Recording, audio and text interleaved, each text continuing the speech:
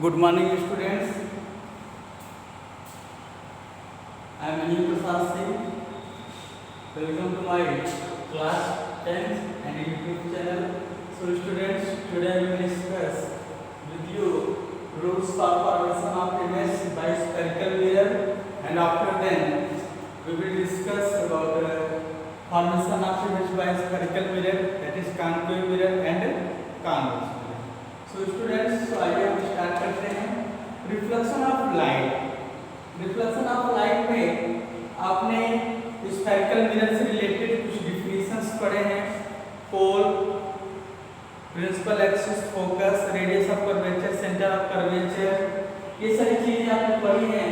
आज हम बात करेंगे rules for formation of image by spherical mirror. ठीक है, फर्स्ट रूल कहता है, ध्यान से देखें, जो भी रूल बनेगा वो दोनों स्फेरिकल मिरर के लिए है। यहाँ पर हमने स्फेरिकल मिरर लिखा हुआ है, इसका मतलब ये हुआ कि ये कॉनकेव और कॉन्वेक्स दोनों के लिए वैलिड है। ये आपको एक ही बताऊंगा, आपको ऑटोमेटिक समझ जाना है कि यही सारे रूल कॉन्वेक्स मिरर में भी अप्लाई होते हैं। तो स्टूडेंट्स, आप देख सकते हैं आपकी स्क्रीन पर कॉनकेव मिरर में बना रहा हूँ, ये कॉनकेव मिरर है। फर्स्ट रूल ये कहता है, ये प्रिंसिपल एक्सिस है। फर्स्ट रूल ये कहता है कि ray of light travelling parallel to principal axis, ray of light travelling parallel to principal axis go through the focus after reflection, go through the focus after reflection. ठीक है, कोई light principal axis को parallel अगर जा रही है तो mirror से रिफ्लेक्ट होकर फोकस से जाती है। ये फर्स्ट रूल याद रखेंगे। सेकंड कॉन्सेप्ट ये कहता है, suppose that this is your concave mirror and this is your principal axis, centre, focus and pole. Ray of light passing through focus, ray of light passing through focus become parallel to principal axis after reflection। Okay students, कोई light अगर focus से जा रही है तो mirror से reflect होकर वो प्रिंसिपल एक्सिस के पैरेलल हो जाएगी। एंड थर्ड रूल क्या कहता है, आइए देखते हैं। सपोज दैट ये आपका कॉनकेव मिरर है, this is your principal axis, center, focus and pole। Array of light passing through center of curvature, ये देख सकते हैं आप, कोई लाइट सेंटर ऑफ कर्वेचर से अगर आती है तो वो रिफ्लेक्ट होकर अपने ही पाथ में वापस लौट जाती है। ठीक है, फर्स्ट रूल ये कहता है कि कोई लाइट अगर प्रिंसिपल एक्सिस के पैरेलल जा रही है तो वो रिफ्लेक्शन के बाद फोकस से जाती है। सेकंड रूल ये कहता है कि अगर कोई लाइट फोकस से जाती है तो मिरर से रिफ्लेक्ट होकर प्रिंसिपल एक्सिस के पैरेलल हो जाती है। थर्ड रूल ये कहता है कि अगर कोई लाइट मिरर के सेंटर से जाती है, सेंटर ऑफ कर्वेचर से पास होती है, तो वो रिफ्लेक्शन के बाद सेंटर ऑफ कर्वेचर से रिटर्न हो जाती है। ये तीनों रूल आप स्क्रीनशॉट ले सकते हैं या अपनी कॉपी में नोट डाउन कर सकते हैं। सो स्टूडेंट्स, अब हम बात करेंगे formation of image by concave mirror. अब हम बात करेंगे formation of image by concave mirror.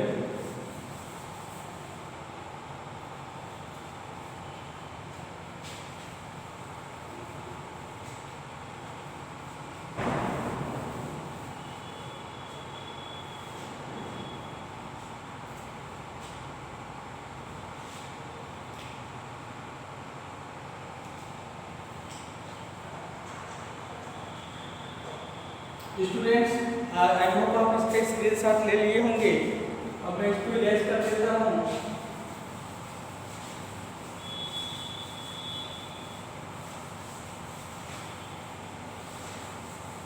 Students, अब हम पढ़ेंगे formation of image by concave mirror, but इससे पहले हम बात करेंगे रियल इमेज और वर्चुअल इमेज। ठीक है, रियल इमेज क्या होता है वो आप देखें। क्या होता है एंड वर्चुअल इमेज क्या होता है। याद रखिएगा, इमेज बनाने के लिए दो रे का यूज किया जाता है, जैसे ये है और एक कोई और रे है, ये दोनों एक दूसरे को कहां जहां पर कट करेंगे वहीं पर इमेज बन जाता है। तो अगर सच में लाइट में डार्क दिखाया गया है, अगर डार्क लाइट में आपस में कुछ इस तरीके से कट करती है रियल लाइट में, तो हमारा इमेज कैसा बनेगा, रियल इमेज बनेगा। रियल इमेज में खासियत ये है कि इस इमेज को हम लोग स्क्रीन पर ऑब्टेन कर सकते हैं, बट वर्चुअल इमेज को हम लोग स्क्रीन पर ऑब्टेन नहीं कर सकते। ठीक है, वर्चुअल इमेज के लिए क्या है कि अगर आपने डॉटेड लाइन का यूज किया है, बुक में आप देखेंगे डॉटेड लाइन का यूज करके अगर इमेज बनाया गया है, इसका मतलब ये क्या है, वर्चुअल इमेज। इसको क्रॉस साइन मत समझिए, आप सिर्फ ये समझिए कि रियल लाइटें हैं जो कि एक दूसरे को कट कर रही हैं, दो लाइटों को दिखाया गया है ऐसे आप इसमें भी। अगर वो सच में कट करेंगे तो रियल इमेज, डॉटेड लाइन अगर आप यूज करेंगे तो हम कहते हैं कि वो वर्चुअल इमेज बन रहा है। सो स्टूडेंट्स, अब देखेंगे फर्स्ट केस कहता है when object is placed at infinity. Clear है, वर्चुअल इमेज और रियल इमेज में डाउट नहीं होना चाहिए आपको। तो हम बात करते हैं फर्स्ट केस की, व्हेन ऑब्जेक्ट इज प्लेस्ड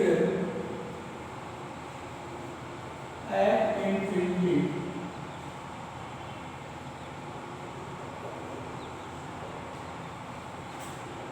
क्या मीनिंग है इसका कि कोई ऑब्जेक्ट मिरर से बहुत अधिक डिस्टेंस पर है। ठीक है, जैसे ये मान लीजिए कॉन्केव मिरर है, ये प्रिंसिपल एक्सिस है, तो यहाँ पर है ये इनफाइनाइट डिस्टेंस, मतलब वो डिस्टेंस तो बहुत डिस्टेंस, इसको आप कैलकुलेट नहीं कर पा रहे हैं। यहाँ पर कोई ऑब्जेक्ट रखा हुआ है ए बी। क्लियर, अगर कोई ऑब्जेक्ट इनफिनिटी पर है, इनफाइनाइट डिस्टेंस पर है, तो उससे जो भी रे ले चलेंगे रे ऑफ लाइट, वो प्रिंसिपल एक्सिस के पैरेलल ले चलेंगे, क्योंकि वो इनफाइनाइट डिस्टेंस पर है। तो पहली लाइट आप ले चलेंगे प्रिंसिपल एक्सिस के पैरेलल। फर्स्ट रूल क्या कहता है कि a ray of light travelling parallel to principal axis go through the focus after reflection. ठीक है, ये रूल आपने पढ़ा हुआ है। अब चूंकि ऑब्जेक्ट इंफिनिटी पर है, इसलिए जो इमेज बनाने के लिए दो लाइट का यूज करना पड़ता है। अभी आपने एक ही लाइट यूज किया है, जो सेकंड लाइट है वो भी पैरेलल ही चलेगी, क्योंकि ऑब्जेक्ट इंफिनिटी पर है तो पैरेलल चलेगी। पैरेलल लाइटें हैं, आप याद रखें, चूंकि पैरेलल ये भी लाइट है इसलिए ये भी रिफ्लेक्ट होकर फोकस से ही जाएगी। ठीक है, तो आपने देखा कि जब कोई ऑब्जेक्ट इंफिनिटी पर रखा होता है तो उसका इमेज कहाँ पर बन रहा है, फोकस पर। जहाँ पर भी कट कर देंगे वहीं पर इमेज बन जाएगा। आपने देखा कि सच में लाइटें एक दूसरे को कट कर रही हैं, इसलिए कैसा इमेज है, रियल इमेज है। आपके एग्जाम में नेचर लिखने के लिए आता है, न्यूमेरिकल के साथ साथ नेचर भी लगा रहेगा, तो A B C and D. First nature ये कहता है कि ये कैसा इमेज है, रियल इमेज है। एंड सेकेंड, कहाँ पर इमेज बना हुआ है, एट फोकस। क्लियर है। थर्ड कैसे बनेगा, इन्वर्टेड और इरेक्टेड। अगर प्रिंसिपल एक्सिस के बिलो इमेज बना है तो हम बोलते हैं इन्वर्टेड बना हुआ है, अगर प्रिंसिपल एक्सिस के एबव बना हुआ है इमेज तो हम बोलेंगे इरेक्ट इमेज बना है। यहाँ पर ये प्रिंसिपल एक्सिस पर ही बन रहा है, ना तो एबव ना ही बिलो, तो हम लोग क्या बोलेंगे, इन्वर्टेड और इरेक्टेड। ठीक है, ऑब्जेक्ट आप देख सकते हैं, ऑब्जेक्ट कितना बड़ा है और उसकी साइज क्या है, प्रिंसिपल एक्सिस में जितनी उसकी डेप्थ होती है या हाइट होती है हम लोग उसकी साइज बोलते हैं, लेकिन यहाँ पर आप देख सकते हैं कि वो पॉइंट शेप का बनेगा। क्लियर बच्चों। स्टूडेंट्स, अब हम बात करेंगे सेकंड की। अब ऑब्जेक्ट को थोड़ा सा मिरर की ओर मूव कराएंगे। सेकंड कॉन्सेप्ट ये कहता है कि when object is placed between infinity and center of curvature। बहुत इंपॉर्टेंट है, जितने भी न्यूमेरिकल बनते हैं आपके बोर्ड एग्जाम में वो इन्हीं डायग्राम से रहते हैं, बच्चे ये समझ नहीं पाते हैं। अगर आपको ये बातें अच्छे से आती हैं तो न्यूमेरिकल आपको परेशान नहीं करेगा। तो आइए बच्चों हम पूरा बात कर लेते हैं। पहले 6 कंडीशंस यहाँ पर आप देख सकते हैं। ये आपका स्फेरिकल मिरर है, this is your principal axis and centre focus यहाँ पर होगा, और ये पोल ये हो गया इन्फिनिटी। बॉडी को कहाँ रखना है? इन्फिनिटी और सेंटर के बीच में। बॉडी को थोड़ा सा मिरर की ओर मूव कराना है। यहाँ पर आपने मान लिया कि ये है आपका ए बी, क्लियर। अब पहली लाइन का प्रिंसिपल एक्सिस को पैरेलल ले चलेंगे तो वो क्या होगा? तो फोकस से जाएगा, वो आपने देखा कि फोकस से जा रहा है। अब सेकेंड रूल हमारे पास पॉसिबिलिटी है, या तो हम फोकस से लेके जाएं या तो हम सेंटर से लेके जाएं। जो आपने 3 रूल पढ़े हैं, rules for formation of image, तो वही तीनों रूल का यूज करके इमेज बनाया जाता है। तो पहला रूल आपने देखा कि पहली लाइन को हमने पैरेलल लिया तो फोकस से जा रहा है। दूसरी लाइन आप चाहें तो सेंटर से ले जा सकते हैं। जब कोई लाइन सेंटर से जाएगी तो वो क्या होगा? सेंटर से ही वापस लौट जाएगा। इसका मतलब कहाँ पर कट करेंगे? ये दोनों यहाँ पर कट करेंगे, और ये हमारा क्या बन जाएगा? इमेज बन जाएगा A डैश B डैश। आप क्या देख सकते हैं कि ये हमारा क्या है? ये हमारा इमेज बन गया। जहाँ पर एक दूसरे को कट करेंगे, सच में एक दूसरे को कट कर रहे हैं, इसलिए रियल इमेज बनेगा। कैसा इमेज बनेगा? रियल इमेज बनेगा। तो आइए प्रॉपर्टी आपको लिखें A B C and D। Property number A, कैसा इमेज बनेगा? रियल इमेज बनेगा। प्रॉपर्टी नंबर सेकंड कहाँ पर बनेगा? Between C and F, between centre of curvature and focus. Okay, now inverted और इरेक्ट, तो आप देख सकते हैं कि प्रिंसिपल एक्सिस के बिलो इमेज बना हुआ है, इसलिए हम लोग कहेंगे इन्वर्टेड इमेज। आप देख सकते हैं ऑब्जेक्ट की साइड इतनी है और इमेज की साइड इतनी है, तो हम क्या लिखेंगे? Smaller than object.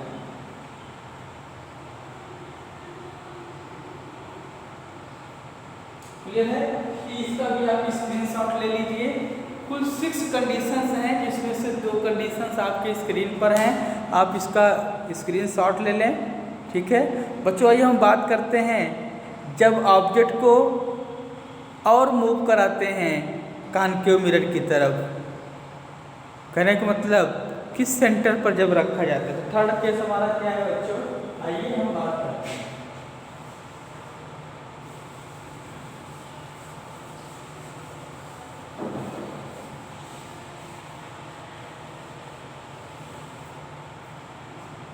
Students third हमारा see, when object is placed at centre of curvature, तब इमेज कहां पर बनेगा? कैसे बनेगा? क्या उसके नेचर होंगे? तो आइए हम बात करते हैं। सबसे पहले आप देख लीजिए कि ये कॉन्केव मिरर है। इसमें आप जो भी पढ़ रहे हैं कॉन्केव मिरर पढ़ रहे हैं, क्योंकि इसी का न्यूमेरिकल 95% आपके एग्जाम में आता है। दोनों मिरर में सेम कंडीशंस हैं, सेम रूल लगता है, but convex mirror virtual image बनाता है, कॉन्केव मिरर रियल इमेज बनाता है, इसलिए रियल इमेज की क्वेश्चन ज्यादा बनता है। मान लेते हैं कि ये हमारा क्या है? सी, ठीक है। अब ये सेंटर पर जो है ऑब्जेक्ट को पुट करना है। मान लेते हैं कि ऑब्जेक्ट का नाम ए बी है, क्लियर। अब इसका इमेज बनाना है कि इमेज इसका कहां पर बनेगा। हम क्या करते हैं? सबसे पहले रूल ये है कि कोई लाइन आप पैरेलल ले चलेंगे, पैरेलल लेंगे तो वो रिफ्लेक्ट होकर कहां जाएगा? रिफ्लेक्ट होकर फोकस हो जाएगा। पहला रूल आप पढ़ लीजिए। फिर दूसरा रूल आपसे ये कहता है कि आप फोकस से लेकर जाइए, और वो थोड़ा सा मिस्टेक हो गया, जब सेंटर पर रखा जाएगा तो इमेज सेंटर पर ही बनता है। आइए इस बात को फिर से बनाकर आपको दिखाते हैं। एक्चुअली में जब आप स्केल का यूज करेंगे तो आप एग्जैक्ट पोजीशन पर इमेज बना पाएंगे। ये कुछ इस तरीके से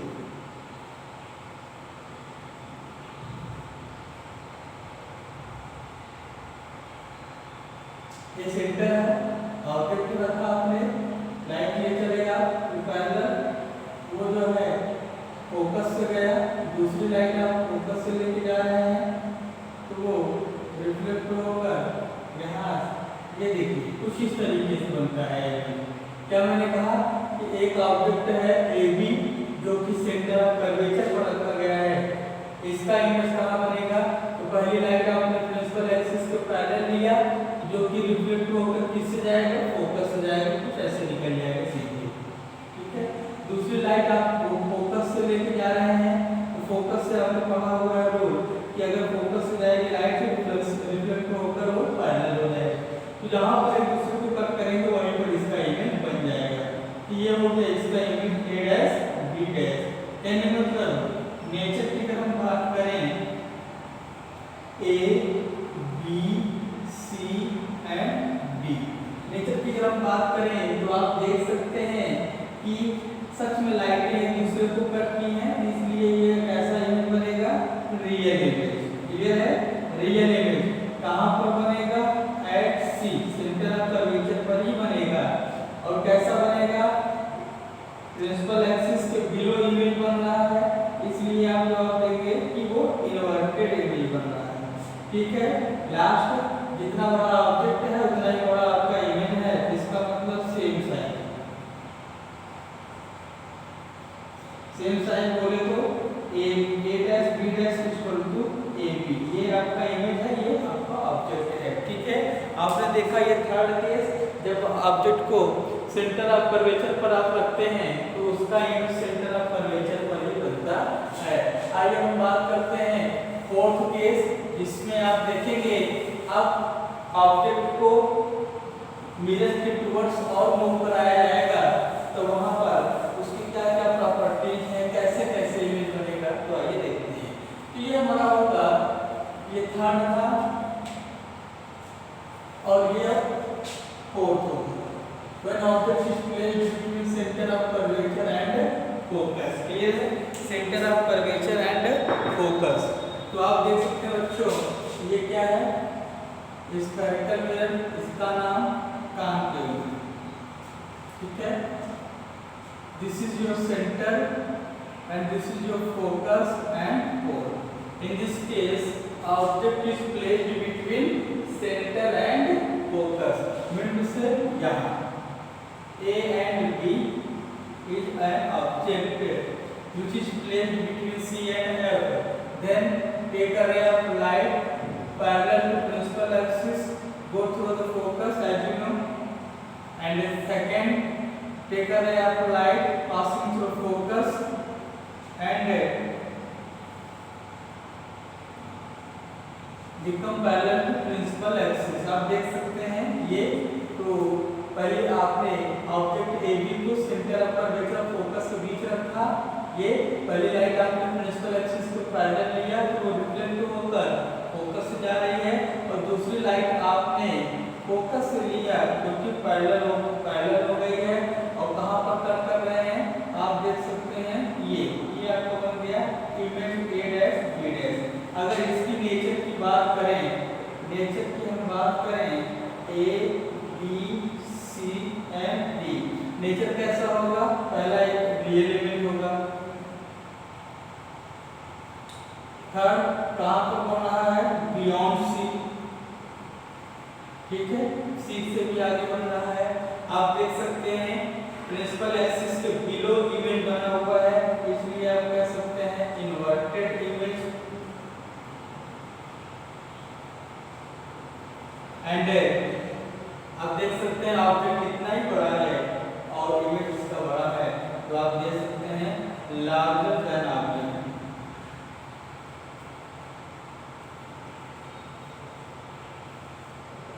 क्लियर स्टूडेंट्स, आप इसका भी स्क्रीनशॉट ले लीजिए, बहुत इंपॉर्टेंट है आपके बोर्ड एग्जाम के लिए बच्चों, इसका स्क्रीनशॉट ले लीजिए। अब हम बात करेंगे फिफ्थ कंडीशन की, फिफ्थ एंड सिक्स्थ दो बात कर लेते हैं, इसके बाद ये खत्म हो जाएगा। When object is placed at focus,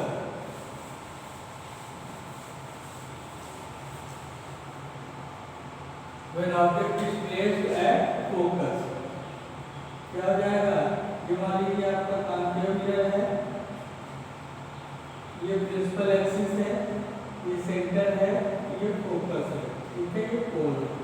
तो फोकस पर अगर ऑब्जेक्ट को रखेंगे तो क्या होगा, कैसे होगा, ये देख लेते हैं। पहली लाइन आप प्रिंसिपल एक्सिस को पैरेलल ले चलेंगे तो वो फोकस से जाएगा कुछ ऐसे, ठीक है। दूसरी लाइन आप ऐसा ले चलिए ताकि वो रिफ्लेक्ट होकर सेंटर से जाए और ये दोनों लाइन क्या हो गए, पैरेलल, ठीक है। कहने का मतलब कि जब लाइट पैरेलल हो जाती है इसका मतलब वो दोनों कहां तक करेंगे, इनफाइनाइट, इंफिनिटी पर करेंगे, क्योंकि काफी लंबी डिस्टेंस है। यहाँ पर इसके नेचर की हम बात करते हैं तो आप देख सकते हैं बच्चों A B C and D कैसा इमेज बन रहा है भाई, ये एक दूसरे को कहां पर कट करेंगे, इंफिनिटी पर कट करेंगे, मतलब रियल इमेज भी बनेगी। कहां पर बनेगा, एट इंफिनिटी। कैसा इमेज बनेगा, इन्वर्टेड इमेज बनेगा, क्योंकि प्रिंसिपल एक्सिस के नीचे ही इमेज बनेगी। और कैसा बनेगा, वेरी लार्ज। क्लियर है स्टूडेंट्स। अब आप बात करेंगे लास्ट केस, बात करेंगे जब ऑब्जेक्ट कहां रखा हो, फोकस एंड पोल के बीच में रखा हुआ हो, ठीक है बच्चों। So students when object is placed between focus and pole, तो आप देख सकते हैं कि ये है आपका concave mirror and this is your principal axis, focus, pole, object आपको यहाँ पर रखना है, ठीक है। ये आपका ऑब्जेक्ट है, यही कहीं सेंटर होगा। पहली लाइन आप प्रिंसिपल एक्सिस को पैरेलल ले चलेंगे तो वो क्या होगा, वो फोकस से जाएगा कुछ ऐसे। दूसरी लाइन आप ऐसा ले चलिए ताकि वो रिफ्लेक्ट होकर वो किससे होकर जाए, वो सेंटर ऑफ कर्वेचर से होकर जाए। तो आप देख सकते हैं कि इस केस में ये जो लाइटें हैं ये इनके बीच की डिस्टेंस जो है बढ़ती चली जा रही है। अगर आप इनको बैक करें, अगर आप इन लाइटों को बैक करें तो आप देखेंगे ये दोनों एक दूसरे को ऐसा फील होगा कि जैसे यहाँ कहीं टच कर रहे हैं। इसका मतलब ये हो गया इसका इमेज बी डैश। आपने देखा कि कॉन्केव मिरर में फर्स्ट टाइम हमने इमेज बनाने के लिए डॉटेड लाइन का यूज किया है, इसलिए यहाँ पर अब की बार रियल इमेज ना बोलकर क्या बोला जाएगा, क्या बोला जाएगा, वर्चुअल इमेज बोला जाएगा, A B C and D. First case first condition क्या कह रहा है कि ये क्या है हमारा virtual image, not real, virtual image. And कहां पर बन रहा है, बिहाइंड द मिरर।